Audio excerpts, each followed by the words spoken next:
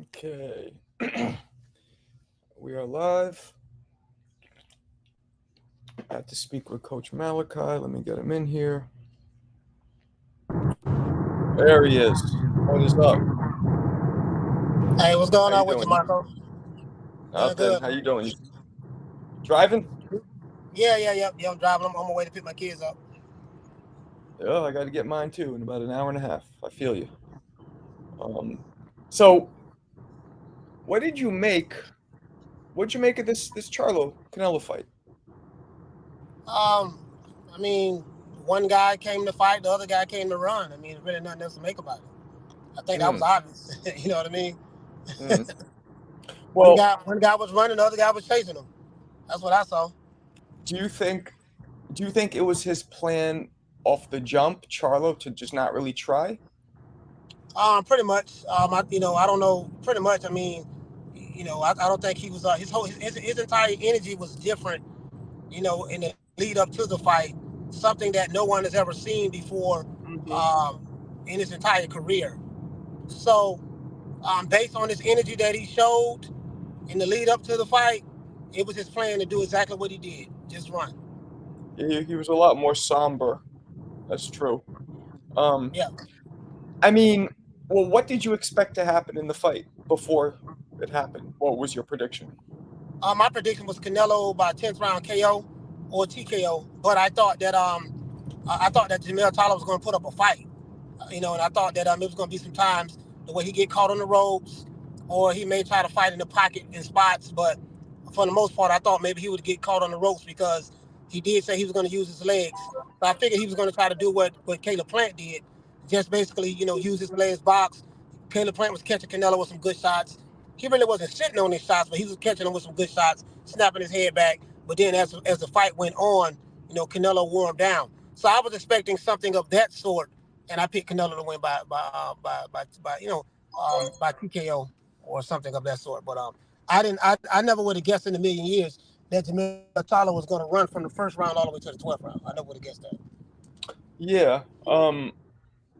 I mean, Canelo was throwing some atomic bombs at that man. Yeah, he was. He was loading up on his shots. You saw all of the punches coming. You know what I mean? And I was even looking at some of the fight in slow motion. When I went back and looked at it, Jermell Charlo saw a lot of that shit coming. It was on.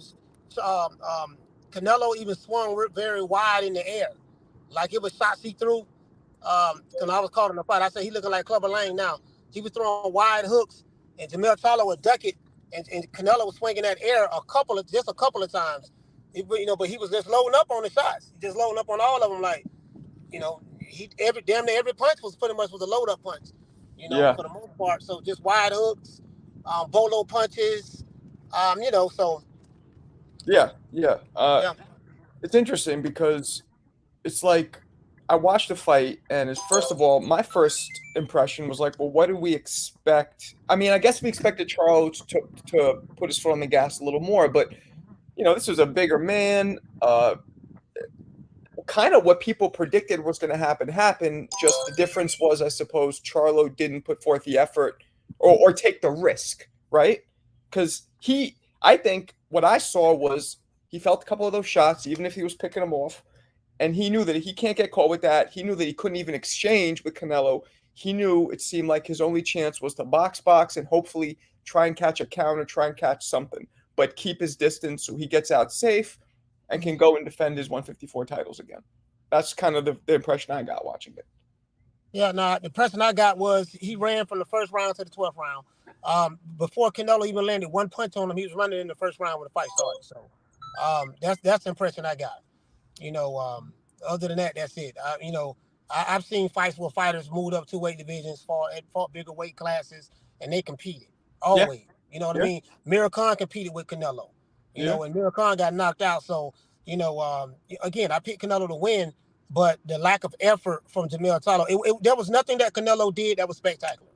yeah, Canelo did what he normally do, load up on his punches, throw the wide hooks, like he's going for kill shots. That's what he does. That's how he fights now. You get what I'm saying? Um, so I mean, the man came there, the man got his paycheck, and he ran, and that's it. As simple as that. yeah. That's true. I mean, I guess it's like I hear people talking, right? And they say that there's two trains of thought. The train of thought is like, okay, is it smart to box, keep your distance, and hope to land something? Or is there more honor in going all out and kind of going down the way Errol Spence went down? He was swinging, he was trying, but he got stopped way quicker. You know what I mean? Like, I guess that's the things I'm hearing. Some people think it's way less honorable doing what Charlo did. Some people say, well, you know, he did what he could. He got through it. And at least he wasn't knocked out. I mean, it's not even an honor thing. It's he didn't even try to fight. I mean, you know, like I hear what people saying, but people are making it seem like Canelo was just so great, and he just, you know, his majesty was so royal that Jermell just trembled at the sight of seeing the magnificent Canelo. No, that wasn't it. The motherfucker just ran from the first round before he even got hit to the 12th round. He got caught. He didn't even try to fight. So for you to tell me, well, his goal was to box a little bit, he wasn't fucking boxing. He was running. Like, you know, I've seen boxing clinics. I've seen, you know what I mean, like several fights. Tony Harrison boxed. You know, when he fought Tim Tszyu till he gave out the gas. When he fought Jermell Charlo, Tony Harrison is a boxer. You know, he's sticking moves, stuff like that. Jermell Charlo wasn't doing that. He was running from you know, he threw a couple of, and when he did let his hands go and threw combinations right down the pipe, you know, he was hitting Canelo because Canelo's head was right there to be hit. Yeah. You know what I mean? So, but he just ran for whatever the reason may be. He ran. So, you know, yeah. I mean, that's my observation. Now, right. somebody else may feel that, Canelo's Super Saiyan powers, you know, was glowing in the ring that night, and Jermell saw that and he felt the energy and he just, the magnificence of Canelo. I'm like, no. I mean, you know, if whatever a person want to tell themselves, they can. I ain't got no problem with that. But for me, there's nobody on the planet Earth can convince me of what I saw. From what I saw Jermell Charlo, Lions only, run before he got hit in the first round, all the way to the 12th round. That's what I saw. Right. I mean, yeah, the way I looked at it is, okay, so you're looking at a size difference, right? So Charlo's at a disadvantage. But I agree with you. I think he could have, there was a lot of points in the fight where he could have threw more punches. He could have, you know, I'm not saying go be aggressive and throw caution to the wind against a bigger, stronger guy. But yeah, I agree with you. I think there's a lot of points where he could have threw and he was just he was just either waiting on Canelo to punch or moving. You know, waiting and moving, and that's it. I saw that fight twice, and Jermell Charlo looked bigger than Canelo in the fight. That's one. So it is what it is. And two, there were times where Jermell Charlo, like you said, was sitting on the ropes waiting for Canelo to throw. Waiting. Yeah. Canelo throw, hit him on the glove, then he'll move out of the way, move to the left, move to the right. Like, you know, you can't tell me he tried to fight. You saw those punches coming. Jermell Charlo has been boxing for 16 years. Canelo been boxing for 18 years. So Jermell Charlo is not an amateur. He's not some guy who doesn't have experience. Has he fought on the level of Canelo? No. But none of that. But I hear all that. I hear all that, dog. All I'm saying is, for me, for what I saw, and I'm gonna say this again, there's nothing no one can tell me. That dude ran. He didn't come to fight. He came to run. He got his check. And that's it. He had that shit playing before he stepped in the ring because his energy. Are these people gonna go or what? Because his energy. Sorry about that. I'm trying to see what this lady doing. His energy was off. His energy was off in the. This is guy just sitting here. His energy was off in the fight. In the lead up to the fight. You know, he was quiet. He was kissing Canelo ass, talking about how great Canelo is. He wanted to kiss the freckles off his cheeks, all of that shit in the lead up to the fight. And then when he fought exactly the way he was acting in the lead up to the fight. So far as I'm concerned, and Jermell Charlo is one of my favorite fighters. Well, used to be one of my favorite fighters. He's not one of my favorite fighters anymore. So now he just, the Charlo brand has been destroyed as far as I'm concerned. You got Jermell Charlo got slapped by Jared Hurd. He didn't do shit. But then he talked all this stuff about Lions only. Jermell Charlo is the brother that looks so mean all the time, like he Clubber Lang. He's mad at the world. Like when people, like when people see him, they should just automatically be trembling, scared, and terrified because Jermell Charlo was looking mad, like he's Right. just the baddest man on the planet. And then you get in the ring with Canelo Alvarez. You got a 3.5 inch to 4 inch arm reach advantage. You're taller than this guy, and on top of that, you gain weight. So you're taller than this guy. You look bigger than this guy in the ring. Are you used to fighting at that weight? No. But you know what it's going to tell me? That a 16-year veteran, a guy who prides himself in being a lion, and then he gets in the ring and do the total opposite of a lion because he was just so afraid of Canelo Alvarez. Like, Canelo is a good fighter, a great fighter, but come on, bro. Like, come on, like, like, what was the goddamn point? So, as far as I'm concerned, he ran like a coward, and that's it. That Lions only shit is done. Jermall Charlo got slapped by Caleb Plant. You know what I mean? Jermell Charlo ran from Canelo in the fight, got his ass whooped. I can't even say he got his ass whooped because he didn't have a scratch on his face. He took a knee, got knocked down, but man, they have a scratch on his face, so he didn't get his ass whooped. He lost the fight, but he didn't show no effort, didn't show no heart. Moving up two weight divisions is no excuse for not to show any passion or heart. So that's just the way I see it. I don't give a fuck what nobody says. I mean, I get it. It was a disappointing fight, no matter what. And it's funny. Like, I think a large part of it did have to do with feeling Canelo's power. But you're right. Leading up to the fight, he did have a totally different demeanor. Charlo, that is, totally different. So that does make you wonder. No, I mean, again, I'm not taking nothing from Canelo. Canelo did what he was supposed to do. Canelo came in there. It was just another day in the office for Canelo. But I'm pretty sure even Canelo was surprised that this guy was running the way he did. Like, come on, man. Like, you talk all this, African American stud and Lions only, and cause fucking with me, you're gonna get knocked the fuck out. I'm a knockout artist, baby. All this stuff there just to get in the ring in Vegas. And I know you were surrounded by Mexico because there wasn't nothing but Mexicans in the audience. So, you ain't, Jermell Charlo don't have a fan base. So my whole thing was this was his opportunity to take advantage of the moment, build his brand. Even though he got paid, he got his check, he gonna go back home to his mansion. He gonna buy him some more Lamborghinis, buy him some more ice, whatever. But the Charlo brand, they're done. That right now, the Charlos, when you mention the Charlos, motherfuckers start laughing right now. Like, they're a joke. They're like the joke of the industry right now. So they're done. They're done. That Charlo, Jermell Charlo, he's done. Jermall Charlo, he's done. I'm glad they made their money, but it's over with. Ain't nobody gonna take them serious. They're done. You think Bud would fight Jermell now? I don't know. Fam. I mean, I can ask him, but I don't know. I know from what he told me, he did want to fight the winner. We said the same thing that he said on social media. He wanted to fight the winner of Canelo and Jermell Charlo. Canelo ain't gonna fight Bud. He already know that. You know what I mean? So because and Canelo, like, there's nothing in it for Canelo. So I do get that. Yeah. And for Bud is everything for Bud, because if he can beat him, that's even more legendary status, and he make history. But for Canelo, that fight ain't gonna happen. That's a fantasy match. That shit ain't happening. But I don't know. I mean, I still would love to see Terrence Crawford and Jermell Charlo fight. I would love to see that fight. I'm not gonna lie. I would love to see that fight. What do you think happens? I mean, I got Bud. I ain't got no faith in Jermell Charlo. And you gotta understand, Jermell Charlo was one of my favorite fighters. Terrence Crawford and Jermell Charlo. That was like two of my favorite fighters. And but yeah, I don't have any faith in Jermell Charlo at all. No. So I would bet a dime on Jermell Charlo. I take Terrence Crawford over Jermell Charlo 7 days a week and twice on Sundays.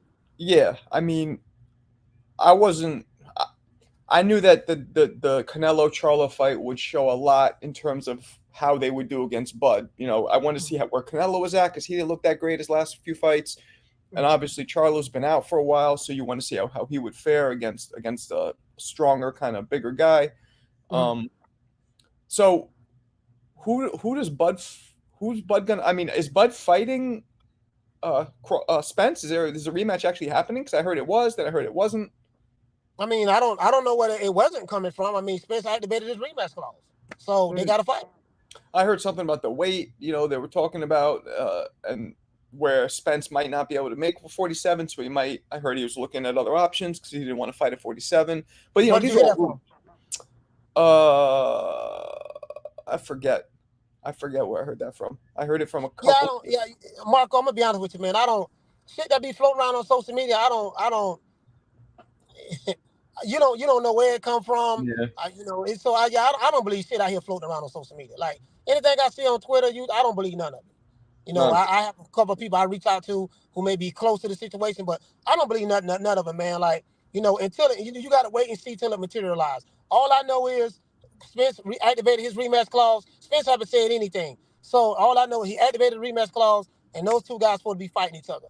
All this other stuff where, well, they may not be doing this, they may not be doing that. I asked the same question. Where did you hear that from? Right. And then, everybody, you ain't hear from Spence. No. You didn't hear it from Crawford. No. So where are you hearing it from? You know what I mean? That's what I say to people. So, I mean, we just have to wait and see. But as far as I know, Spence and Crawford are rematching each other. Until Crawford and Spence say otherwise, that's what I know. Right. No, you're right. Because that the Teofimo versus what was that against? Was it against Thurman? No, there was a Teo versus Thurman, I think. No, Teo versus Tank. I think that's what came out, right? Teo versus Tank. And somebody sent it to me. I said, "Where did you get that from?" And he got it from someone who posted it on Twitter. Right. And so I reached out to Teo's manager, who said, "No, that's not true at all." It ain't nothing but fake news on Twitter. So, but a Twitter post, bro, like, somebody sent it to me. I said, "Man, that ain't true." Yeah. Tank Davis ain't fighting no damn Teofimo Lopez. Yeah. If you look at the type of fighters that Tank has fought throughout his career, that would tell you he'll never fight. He's not going to fight no Teofimo Lopez. So you knew that was a joke as soon as you heard it. I mean, I knew I did. I didn't know for sure. It made more sense than the rumor with Thurman was supposed to fight Tank. Did you see that one? That one came out. Man, all that, man. Listen, man. Oh, listen, Marco. All this shit coming from Twitter. People just be making shit up. That's all. It's fake news. It's fake news. That's all. It's just fake news. It is. It is. But we did hear about Usyk and Fury. That seems like it's happening, right? Mm-hmm. Yeah. Who do you got in that fight? How do you think that goes? I believe the fight happened when I see Tyson Fury in the ring, because the dude lied and pump fake so much, even though he didn't say anything, but I did know that the report come out that Tyson Fury and Usyk signed. As it relates to Fury, I like him as a fighter. He's a great fighter, but I hate the guy outside of the ring. And he's a bullshit artist, quote unquote, so, he may pull out the fight, whatever. I don't know. But you got to lean with Tyson Fury because he's the bigger guy. Tyson Fury can box. He doesn't have the limitations that Anthony Joshua have. So, Tyson Fury gonna do whatever it takes to win as well. So when I say that, I mean in the ring. He'll put his weight on you. If he got to punch you behind, he's gonna go to Usyk's body. Usyk seemed to be that his kryptonite is body shots. Yeah. Even from the Olympics on up. So so I'm leaning towards and now. I like Usyk a lot. He's one of my favorite fighters. Love Alexander Usyk, great fighter. But in that fight, I'm leaning towards Tyson Fury. So it's and I don't want to go against Usyk because he's a Capricorn. We was born the same day.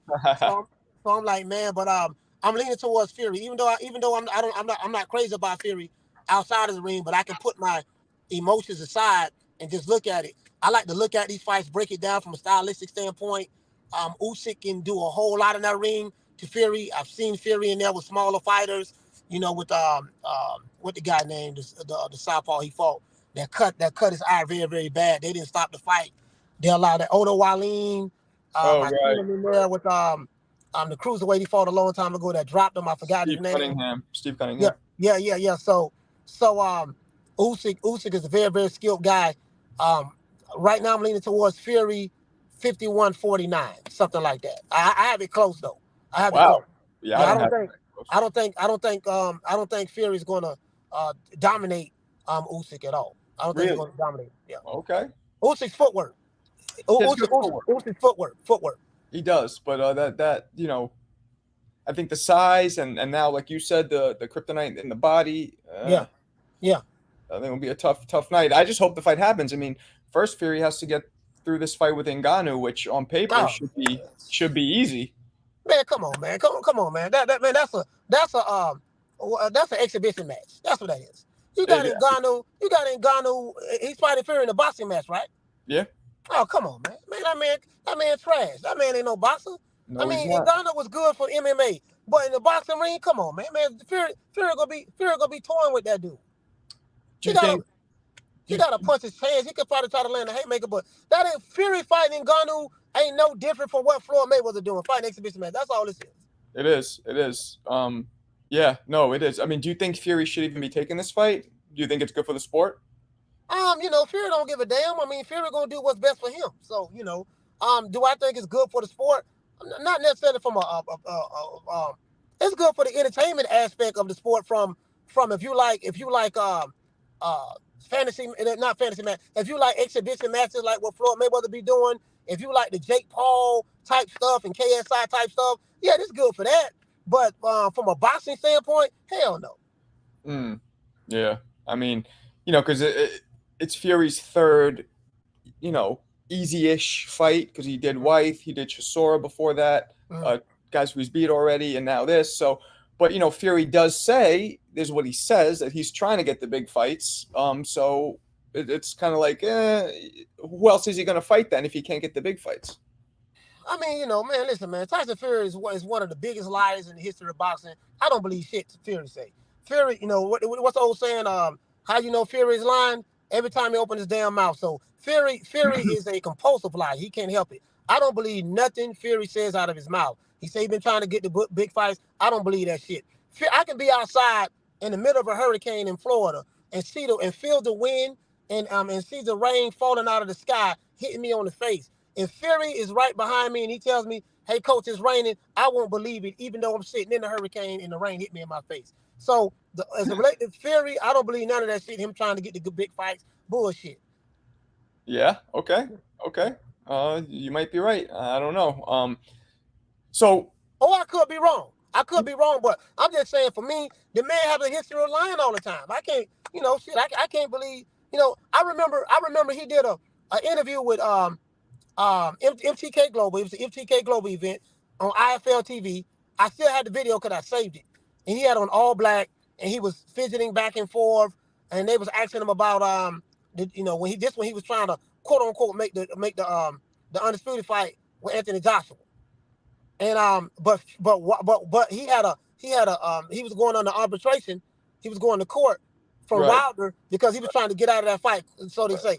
So they asked him. They say, "Well, what's going on with with Wilder? Because you said you're not going to fight him, and this and that. You fight Anthony Joshua, and a lot of people think that you talk a lot of bull-ups." And he said, "Well, you just never know with me because you never know if I'm lying or telling the truth. Because when I'm lying, people think I'm telling the truth, and when I'm telling the truth, people think I'm lying." And I said I would never forget that. I have video. Like it's now this is the thing, they scrubbed it from the internet. But I have the actual I have the actual video. Yeah. You try to look that up, you won't see that no more. Wow. Really? Okay. Yeah. So back to kind of Canelo, who do you think Canelo fights next? Because the one person I think he needs to fight, which he's made it clear he doesn't want to fight, who is the best matchup, who I think actually beats Canelo, is Benavidez. This is the thing, right? I kind of go back and forth on that because I really don't know if Benavidez will beat Canelo, and I'm gonna tell you why. A lot of these guys, man, a lot of these fighters be getting hyped up because they get a lot of hype. You know what I mean? Because like one thing I say about the PBC, Al Heyman, he do a great job in like his top name fighters, they do a great job in getting the name out there. They control a lot of the media on YouTube, the independent. A lot of these guys want access to the fighters, so they're gonna do what they got to do in order to get the access. They're going to push the narratives and stuff like that. But for me, and even the mainstream media, so they do a great job in that in their marketing department and stuff in media. But my thing is, I don't know how great these guys really are if they ain't fighting nobody. If you fighting a bunch of goddamn tomato cans and you looking like superstar Billy Graham against a tomato can, or you looking like doggone Sugar Ray Robinson and Sugar Ray Leonard and all these guys against a tomato can, if Canelo fight him, he'll beat Canelo. Well, I haven't seen David Benavidez in there with no competition. So I really don't know how good David Benavidez is. David Benavidez might be the kryptonite to Canelo. I don't know. But the only way we're going to know, we got to see that fight. We got to see the fight. I can't, I'm not one of these fans of Canelo fans to where, oh man, David Benavidez, he ain't got nothing for Canelo. He just want to pay that. He don't deserve that fight. No. I don't believe in putting fighters in a witness protection program. No, right. If this guy's the next man up, Canelo still fight him. And if he is as easy as you say he is, then Canelo still fight that guy. But we know it's a lot of politics going on with that, with the sanctioning bodies, Mauricio Suleiman. So I don't know. Maybe Benavidez will beat Canelo. Maybe he won't. I don't know, because some of these guys, they be hype jobs. They hype them up. They be hyping them up against boxing. This shit about matchmaking. So when you fights that's styles are tailor made, when you fighters styles are tailor made for your style, then of course you can look like a monster against these guys. But and again, I like David Benavidez. I think he's a pretty good fighter, but I just don't know if he'll beat Canelo. But guess what, Marco? The only way we will know, they got to fight each other. That's the era I come from. No. Oh, you said you the monster? You say you this? Okay, y'all got to fight each other. So, right. Yeah, he deserved that fight. But he got to get by Andrade. Yeah, he does. Do you think he does? You think he'll beat Andrade? I don't know. I don't, bro. I'm not gonna lie to you. I don't know, bro. I really don't know. Like, I'm not leaning towards Andrade. I'm not leaning towards Benavidez. I really don't know. I don't know how that fight gonna turn out. I can't even predict it. Right. I mean, who does Canelo fight though? Because who is there for Canelo to fight besides the winner of that fight? Man, I don't know. I mean, Canelo can pick whoever he want to fight. So from what I'm hearing, Canelo, he's the cash cow face of boxing, so he can pick whoever he want to fight. He could pick a hog-head cheese champion to fight next. For all I know, he could pick he may pick Tank Davis to fight. He may pick doggone Regis Pro. Like, Canelo can pick whoever he want to fight. So it's obvious that he has the pick of the litter over there at the PBC. So I can't even guess who is he going to fight next. Because every time we try to guess these things, we be wrong. We be wrong. So I don't know, man. Who would you want to see him? I want to see him fight the winner of Benavidez and Andrade. That's what I want to see him fight. Okay. Yeah, me too. But there's a lot of fights not happening, and then when you move over to the lightweights, junior welterweights, whatever, both of those, there's so many good fights that are there, but they're not happening, and it's kind of a shame. That's the reality of the situation that's going on right now. Like, the 80s and 90s are gone. Yeah. So now it's wrong sides of the streets. I have more Instagram followers than you. Yep. I'm more popular than you. Yep. You get certain media outlets on your team, and they write all these, favorable stories or videos about you, and and that's what's going on. Fighters who are fighting the fights, they get looked down upon. Fighters who are not fighting the fights, but they popping, they get praised. In this era right here with the social media boxing fans, like the social media boxing fans protect more fighters than the goddamn CIA or the FBI, a person in the witness protection program. A lot of these fans now, they build barriers for why we shouldn't get fights based on the non-boxing criteria, and instead of building bridges for why we should get fights. And then these fighters are doing the same damn thing, over marinating fights. This fight ain't ready yet. Your baby mama got to be bow-legged. Your cousin have to know how to do the electric slide. I have more Instagram followers than you. My pants are sagging lower than yours. I have a Gucci belt. I got ice. Everything other than, man, when we gonna motherfucking fight. So right now, Marco, I really don't know how this shit gonna play out in the lightweight division or the junior welterweight division or whatever. It's just too political right now. Who would you like to see fight in those divisions? If you could make one matchup, what would you want to see? I want to see Crawford fight Spence again. If not, I would love to see him fight Jaron Ennis. If not, I would love to see him fight doggone he ain't gonna get Canelo, so he can forget that. Jermell Charlo. At 140, I would like to see what's my main man name over there at the PBC? The Dominican dude. It was Super Del, not Super Del Matisse. It's a guy over there. I forgot his name. I would like to see on Regis Program and Devin Haney fighting each other. I would like to see Teofimo Lopez and Regis fight each other. Matisse, I think his name, not Matisse. I forgot the dude's name, man. I forgot the dude's name, but I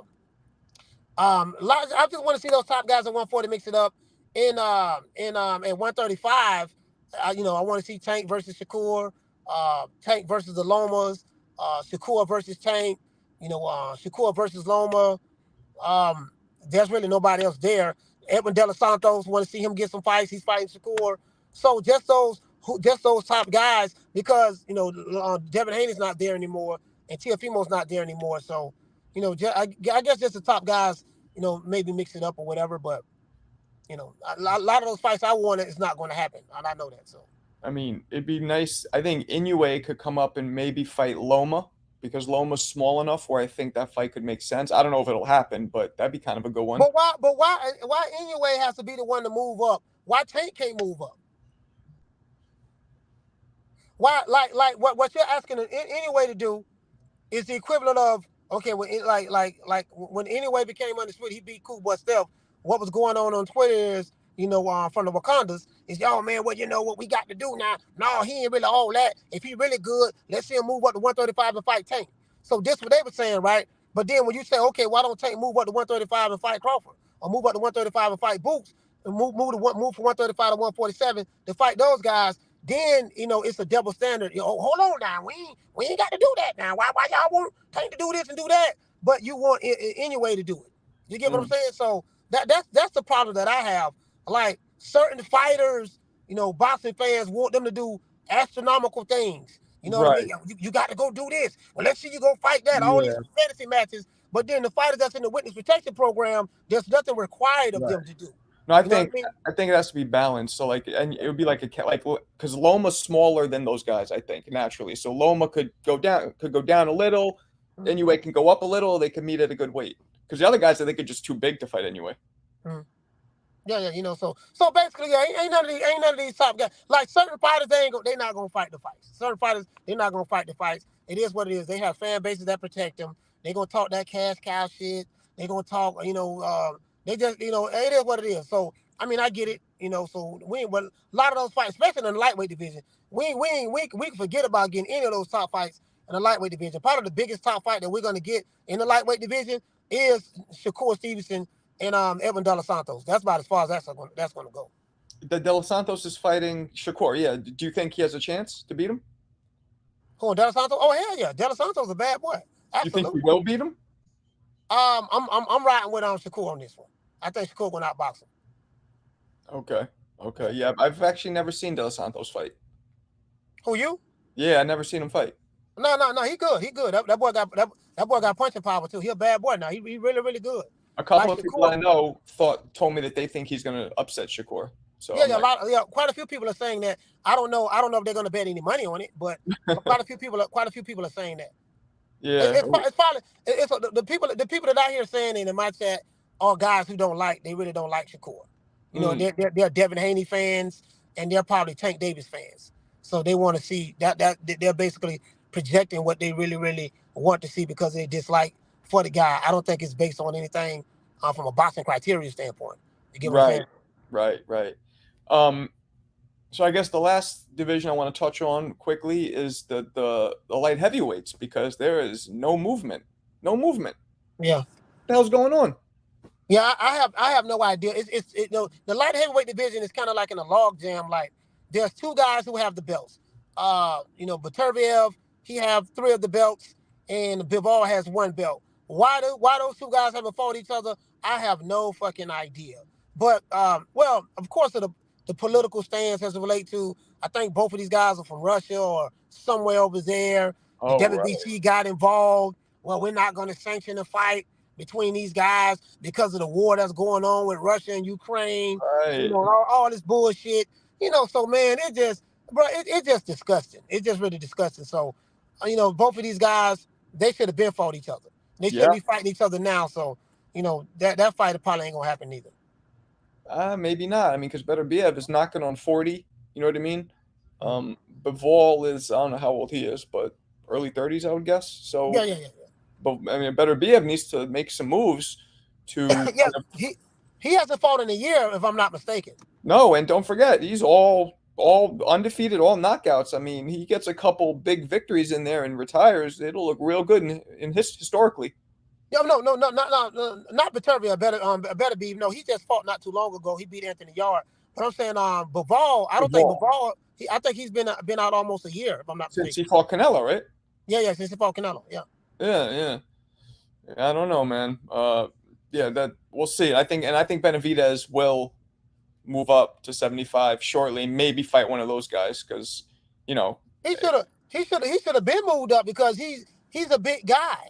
Huge. And so I do get it. He's shrinking his body down, staying at that weight because he knows that okay, I'm big enough to you know how boxing is, Marco. A lot of the bigger guys, they'll shrink their bodies down at a lighter weight division so they can have that advantage over these guys when they rehydrate and stuff like that. Yeah. I never did that. I always fought at my walk around weight, which might have been stupid, but whatever. And also maybe he hasn't moved up to 175 yet because maybe I don't know. I can't speculate why David Benavidez hasn't moved up to 175, but I know he wants to fight Canelo. Andrade is at 168 now. He wants to fight Canelo. 175, we know that's a log jam right there. That's pretty much bottlenecked at the moment. Yeah. So I mean, it is what it is. We but I am happy we got a lot of the good fights this year. We did get some good fights this year. Yeah. We got some social media fights as well. Yeah. I call Tank and Ryan Garcia. That was the TikTok fight. Ain't nobody. Everybody knew how that was gonna work out. That was calls and so yeah. No, he was over. Ryan was not ready. It was not ready. But what are you gonna do? Oh, you know what? The dude corrected me in the chat. He said Bivol fought Zerto. You're right. You're right about that, fam. He fought Zerto. You're right about that. But when that was Bivol and Zerto fought each other? Was that last year? I don't even remember seeing that fight. Yeah, he was right. The dude was right. And Zerto's fighting this weekend, right? Yeah, Zerto fighting on tomorrow. Right. He's a cruiserweight now. Yeah, he went up to cruiserweight. Yeah. Okay. Well, we'll see what happens. Well, all right, Coach. Let me let you go. Appreciate you talking to me. Let's talk soon. Yes, sir, man. Shout out to you, Marco, man. Salute to you, brother. Thank you so much for inviting me on the show. You too, man. Thanks for joining me. Yes, sir. Peace. Peace.